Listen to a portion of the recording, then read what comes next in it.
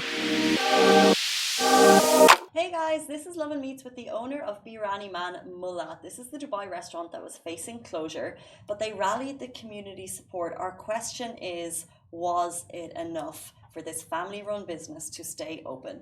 If you want to hear his story, don't forget to subscribe to the Lovin Meets podcast wherever you get your podcast from, and enjoy the show. Welcome back to the Lovin Dubai show. Today we are joined by the owner of Birani Man. You may remember this local restaurant went viral 3 weeks ago when they announced that if they did not reach their goal of 95,000 dirhams in donations, the restaurant would need to close. Here to tell us what's happened since. Mullah, you're most welcome to the show. Thank you so much for being here. Thank you for having me. Happy to have you. Thank you. So first of all, I want to ask about the restaurant. What is the cuisine and what do you offer? So typically the cuisine is from Bangladesh and India, but I've been living here all my life. So there's a lot of influence from different types of Indian and Bangladeshi cuisine. Of course, it is what it is, but then your experience does influence the fusion. So it has a little bit of touch of uniqueness, and me and my wife, we are chefs. So typically how it's cooked is the same way how our parents are doing it or grandparents are doing it. So it has a very authentic, very clean touch to the cuisine. Can you go right back to the beginning of the story of Birani Man and how it started? Yeah, so this started December 2022, and I think we were running a small cloud kitchen from Motor City for a few months. We were trying to test out how does our product work. 6-7 months down the line, we saw, okay, it does have some potential. Let's start looking into a place where we can do a little bit of dine-in, a little bit of takeaway. A few months down the line, we got that spot. We checked, of course, a lot of spots, but that fitted our budget / convenience and everything.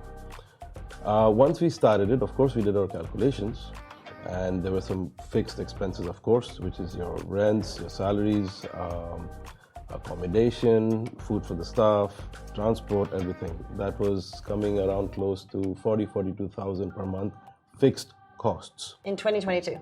Yes, and still is. That's pretty much the amount. Okay.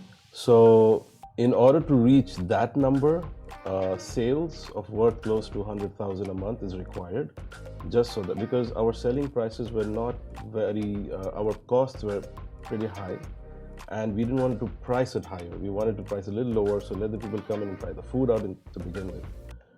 So we were like, okay, I think that's a doable number. We did our estimation, did a little bit of research and saw the footfall, but there's so much we can do, right? End of the day. So we started off. From then on, all the way till that video, there was always a progress, but a slow progress, but the progress was always there.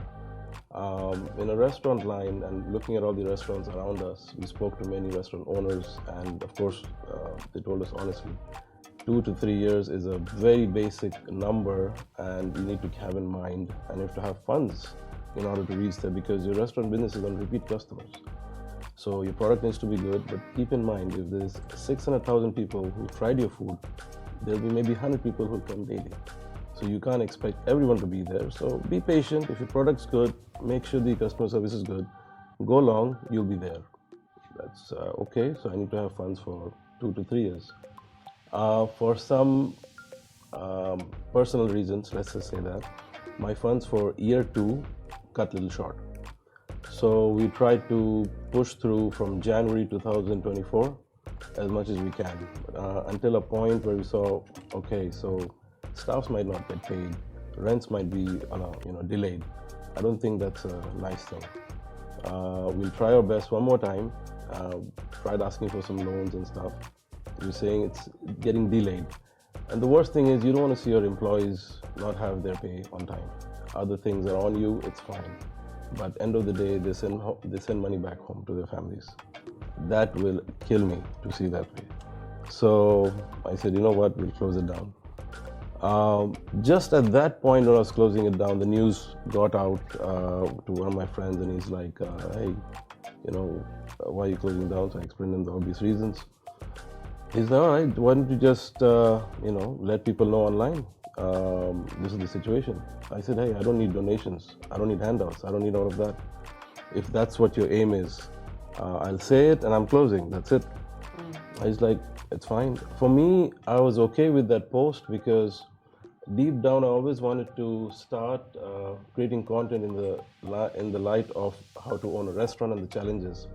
So if somebody sees all these videos, they might be aware of the mistakes I've gone through. I might help one or two people. That was my intent when I started making the videos. So I was like, okay, in that case, if I'm going to educate, I'm okay with that. But make sure you know this is not for donations, this is for nothing like that. Video was done, we went back to sleep. In the morning, my wife's in the kitchen and she's like, hey, where are you? I'm like, I'm coming. She's like, the phone's going off, the delivery is going off, the aggregators are going off. I'm like, why? What happened? He's like, I don't know. So I just checked my mobile and I see all these messages and all the pings and everything. And he's like, get to the restaurant now. So, first of all, me and my wife were so overwhelmed with the love of Dubai and the people. I got blown away. And the trust in the city just quadrupled for me. And I was like, I could not believe it. You know, the people of Dubai, they can be so supportive. There were people coming in who dined in and they're giving donations. And I said, no, if you want to invest, I'm here to talk. There's not donations.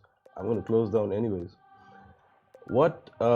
How that helped was, yes, it did get a lot of sales. It did not break even, and that's fine. But the word got out. People tried our food. That was something me and my wife really, liked, the part that they're getting to try the food now. Definitely, if we could have gone more further, because sales did improve, of course. Now I need to stretch this a little longer, try to make sure I can pay all my bills and the monthly expenses, and it's showing progress. Right, so that video that went live, you said you need a 95K per month, and you're going to close sales per month, and you're going to close in 10 days. So it's that went live in June 2, so we're a couple of weeks later. Yeah, so where are you sitting now? Okay, so when that happened, and when all the sales happen and the guys are coming in, me and my wife decided we can't close it down for one main reason: people are coming in. We have to somehow keep it open for them to keep coming and trying. Of course, I spoke to the landlords, but there was no clear answer. We said, all right, so one more month we can, or say 20 more days, we'll push it through. So we did that. In the meanwhile, a lot of investors came through, right? And a lot of people showed interest in how they can help the business. Wow. Nothing formalized yet. Everything's still on the table, but I still have to pay my rents. So I decided, okay, I told the staff 10 days, the end of the month, that's it, we're going to close, and we'll see what happens. Just when I made that decision, there were some guys who, messaged me back saying, hey, I have a kitchen. If you want, till the time you get back to the next step or stand on your feet, you could use this, just for delivery purposes and everything. I said, okay.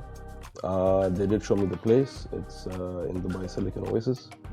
Hopefully that's what's the next step. They said 3 months, you don't have to pay me rents. After that, we can do revenue share. One door closes, another opens. Yeah, that was very nice of him. That is actually very nice. Would you consider yourself that you got lucky? Or was this as well Dubai's effort, hard work, and all of them combined together? Definitely all of them combined. It's not just me. If it wasn't for the people, how they spread the word, showed love, it was not possible. It's impossible. It's purely because of them. But what are your hopes? Did you expect that to actually happen? Not at all. Okay. Not one bit. So I've been in the city all my life. I've seen a lot of things happen with a lot of people. I'm that person, you do a scratch card, you never win. So I was like, yeah, whatever, so it happened. So it was my number, I guess, I don't know. It was an overwhelming feeling. It's amazing. It's amazing the support of the community. We ordered lunch that day. Yeah. Yes, you did. And we were open, for me, I get lunch in here. I don't think about places that are not location-wise close by. Of course. It was amazing. Thank you so much. It was really lovely. What's your favorite thing on the menu? When it comes to chicken, there's a roasted chicken. We have a slow roasted chicken with heavy, not so heavy, peanut butter, cashew butter, so it's kind of heavy. And the second to that is our weekend special. It's mutton biryani, but we call it kachi back at home. The reason we call that is because the meat's marinated and it's raw while the rice is on top, but it's all about timing and making sure everything cooks perfectly. So it's the ingredients are not moved around, so and it's temperature controlled, so it's not overcooked, and you still have the flavors, and it's kind of very fresh feeling when you eat it. Sounds delish. Yeah. Like my mouth is watering. On the day that we ordered, Yeah. that was the first day. We had posted it. We'd actually talked about it on the show this morning, and it got on the Chris Fade show. And it took a few hours extra. The team were so lovely on the WhatsApp. They were giving me, but like, what was it like in the kitchen that day? It was mayhem. There was calls all over the place. I had to call some of my friends to come take the phone or do something, handle the crowd outside. People were very supportive and patient. Some of them in day one after the Chris Fed show, we could not serve food, but we did take their numbers and we did call them back. We made sure we deliver food to them the next day. So we did do that. I mean, honestly, like that, like you telling your story just like shows like how much you struggled, and then it like bloomed after that. So I want to ask, what sentiment does your restaurant hold on to you? Because of course, you know, like I think maybe like you said that, you know, your restaurant is an infusion of different cultures and different cuisines. So what sentiment does it hold on to you? So if you remember 2020, there was a lockdown and everyone is at home, and I think everybody became chefs those days. So for me, cooking is plays a major role in healing, let's just say that. And dum biryani was something, it's not that easy to make because everything is raw, you don't know what's happening, you close it and you have to make sure everything turns out right in a specific time frame. So of course it will not happen in one try. So I kept trying, I would say every day 13 to 15 pots, and of course I'm not going to eat the rest. So I started, you know, distributing to the community every day, and I'm like, what's this guy doing? My son started calling me Biryani Man, just because I was making biryani every day. And so it comes back to your question when you say, what sentiment does it hold? So my son has an input to it. My wife has a major input to it. My daughter has an input to the desserts. So everybody has something to contribute to the business, and everyone has their own way of putting their dishes right there. And they've seen me do this from the house, right? So yes, my sentiment is maybe this branch is closing down for whatever reason, but Biryani Man is not going to close down. Of course, I'll make sure I fight give my best fight to make sure it's supposed to be where it's supposed to reach. You know, so everyone's in it. I got to do it for them if it's not for me now. You know. That's really lovely. That's great to hear. Also, food is like an emotion. It's a hug. It is. However, apparently in Dubai, we have more restaurants per capita than New York, and our population is a lot smaller. Do you think there are many restaurants in your position? Yes, there are a few. If you say cuisine-wise, there's a lot, but in the terms of quality and style of cooking, there's very few. I would say maybe 7 or 10. Certain 5-star hotels have those chefs, so you will find that style of cooking over there.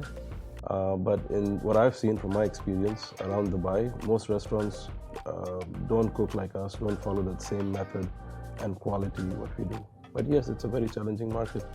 And the only time I can say it's still a product and you still have to, do your pitch and you have to sell just food. As soon as somebody tries the food, I do believe, because we have almost 90% plus return customers. So as soon as they try the food, okay, I know he's going to come back. So initially I didn't have that faith. But after a year and a half, when I saw the same faces, because you cook every day and you eat that and you serve that, so you kind of lose sight of, it's difficult to reset the taste buds and try it again. So you kind of be like, maybe something's wrong or something. But when you see the customers come in and give their feedback and they give the reviews, you're like, okay, so it's fine, I'm doing the right thing. Apart from maintaining QC in the kitchen, end of the day, you still want to see when the customer walks out, how does he look? Is he smiling? Is he okay? So you keep a watch out for that. If he's okay, you're like, okay, job's done, Yeah. So a lot of restaurants, when they first open in Dubai, they do get a lot of hype, and then the hype can either fade away or stay. Do you think your restaurant got the hype at the beginning? And if not, do you think after, you got the, I would say, attention, do you think that that's going to fade away? I think everything fades away more or less. I definitely believe that. I mean, even if you go for a show, or anything spikes. What I do also understand, hype is one thing. Maybe the people came through because of the hype. But if my product's not good, no one's going to speak to each other. So word of mouth is something I believe is much stronger in the food industry. No matter how good your advertisement is, no matter how good you can get out there. But end of the day, if they don't like the food or the customer service, I would say customer service is 70%. Food, in my opinion, is 80%. I do believe that because there were restaurants when I went through, amazing hype. Everything was to the notch. I was not, let's say, served in a manner I would like. I did not visit those restaurants. I did takeaway. So food is good, but that's not the only part of the business. It is customer service, it is your quality, and maintaining that throughout the years, which is very hard, but that's important. So yes, it might. I think it did. I posted online about the sales, but what I saw is it's coming back up again. So I've seen both the trends. So this means they ate the food, everyone came through after a week, they're like, I want to try it again. So I think I faced that time when the graph went down. Now they're coming back, and they're doing big gathering events for weddings and stuff. So, because my food really works for a large gathering, and especially for marriages and everything. I've done 1 or 2 marriages last year for serving almost 6,000 people. So I did that once. It was not easy. So those type, I will not say that number, but 50 people, 100 people, orders like that is started to show up, especially a few on Eid, but then after Eid. Yeah. I think what we saw through your story was just the overwhelming supportive community and what it can do. Before you leave us, do you just maybe have a message or a shout out to everyone who's supported you in the last couple of weeks, and just a word on where we'll see you in the future? Yes, as I mentioned earlier, Biryani Man is not closing down. The brand, probably this branch is, but I look at it as a small little hiccup, or let's say a stepping stone. And if it wasn't for the support of the community, I don't think I'd be in this show right now, honestly speaking. And I wouldn't. Because of them, I started seeing hope. I started seeing sales. I started seeing that no, it can work out.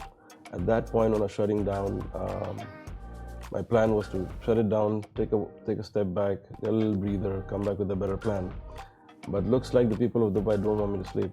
They want me to get back on it. They want me to stand. They want me to, keep running. So mad love for the people of Dubai.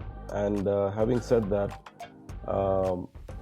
me and the family and everyone decided we have to do something for the people of Dubai.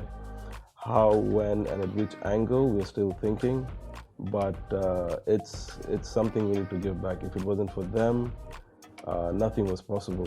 We were revived because of them. Business apart, the people who showed up and said 2 good words, that gave me and the team max boost and motivation. The team was kind of like, let's say drying out, and as soon as people came in, they were like, they were energized. So yes, for the people of Dubai, I do have something I will do. Still not formalized yet, but I think something will be up soon. Well, please let us know so we can spread that message. Oh yeah, I'm thinking, so you're still formalizing what it is. It's going to be exactly. I don't think I'll go for a loyalty card or something for them. I want to do something bigger. Again, it's just an intention, but we have seen what intentions can do. So I will make sure it manifests. Love that. So strong. A stepping stone to greater things, no doubt. That was Mullah, the owner of Biryani Man. Check them out on Instagram. Support them as much as you can. Thank you so much for being here this morning. Thank you so much. Thank you, Farah. Thank you. That brings us to the end of the show. We'll be back with you tomorrow morning, same time, same place. Bye-bye.